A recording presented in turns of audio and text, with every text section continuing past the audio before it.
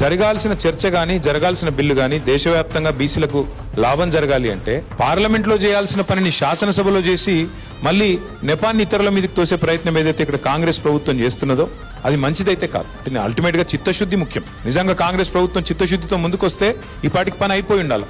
కానీ ఒకటే పార్టీ 5 గొంతులతో మాట్లాడుతుంది. ఒకరోజు ఏమంటది, మేము రాజ్యాంగ సవరణ ద్వారా సాధిస్తామని వాళ్ళే మాట్లాడతారు. ఇంకో రోజు పార్టీ పరంగా రిజర్వేషన్లు ఇస్తామని వాళ్ళే చెప్తారు. ఇంకొక రోజు ఆర్డినెన్స్ చేసిన అయిపోయిందని ఇంకో రోజు వాళ్ళే చెప్తారు. 4వ రోజు రాహుల్ గాంధీ ప్రధానమంత్రి అయితేనే ఇది అయితే తప్ప లేకపోతే కాదని వాళ్ళే మాట్లాడతారు. మరి రాహుల్ గాంధీ ప్రధానమంత్రి కాకముందే వచ్చి జీవో ఎవడిమని నిన్ను రాహుల్ గాంధీ ప్రధానమంత్రి కాకనేపాయ్ నువ్వు ఢిల్లీలో మాట్లాడితే ధర్నా చేస్తే దిగితే వీడికి వచ్చి బిల్లు లేదు ఏం లేదో జీవో ఇస్తే ఇన్ని గొంతులతో మాట్లాడితే వాళ్ళ చిత్తశుద్ధిని మేము ప్రశ్నించకపోతే ఎట్లా?